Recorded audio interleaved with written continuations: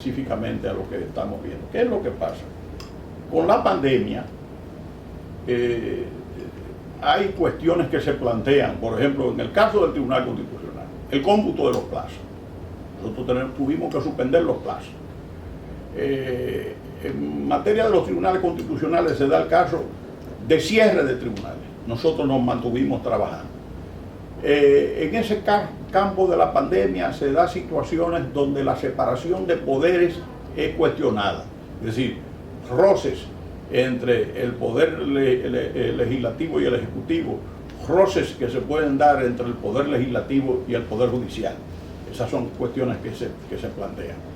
Hay cuestiones de derechos que son afectados que no necesariamente en el estado de emergencia están previstos. Por ejemplo, cuando tú ordenas un toque de queda, tú puedes estar lesionando, sin decirlo, el derecho a la educación, el derecho al trabajo, la libertad de empresa, porque desde el momento que tú metes un toque de queda, si la empresa tiene que cerrar a las 2 de la tarde, a las 12 del día, a las 5 de la tarde, pues probablemente le va a hacer un daño. O sea que no es que el estado de emergencia per se quiere eso, pero eso se da.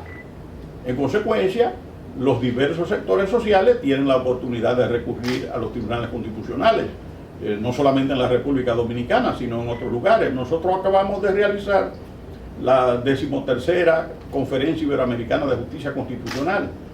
Se hizo virtual en Cartagena de India, en Colombia.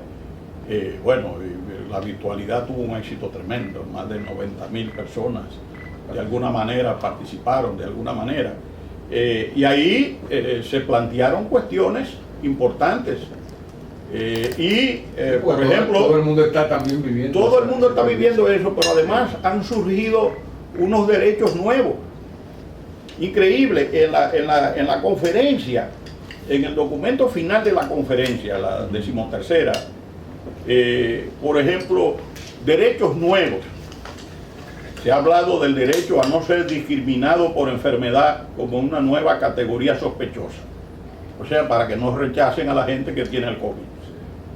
El derecho a la salud global, porque se supone que si una persona es afectado de esta pandemia en un país que no es el suyo, ¿cuál es la situación que se plantea?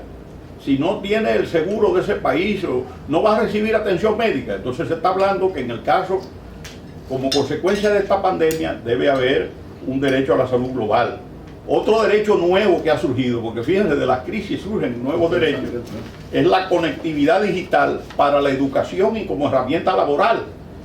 Es decir, nosotros estamos viendo conectividad digital para la educación, se está haciendo un esfuerzo.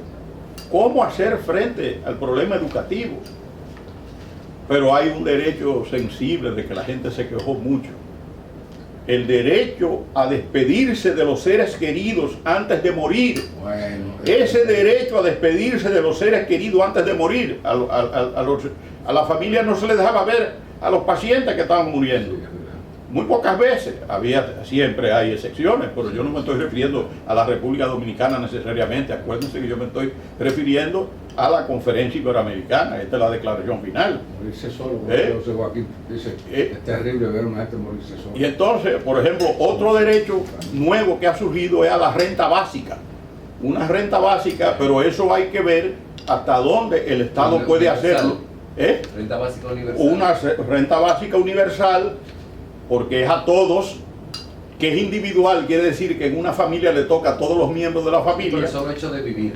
Por el hecho de vivir, es incondicional, no se necesita condiciones, y es suficiente para el nivel de vida digno. Fíjense, ese derecho a la renta básica, se le llama renta básica universal también. Esos son derechos que han surgido como consecuencia de la pandemia. Que Raúl no ha subido un derecho a no usar mascarilla.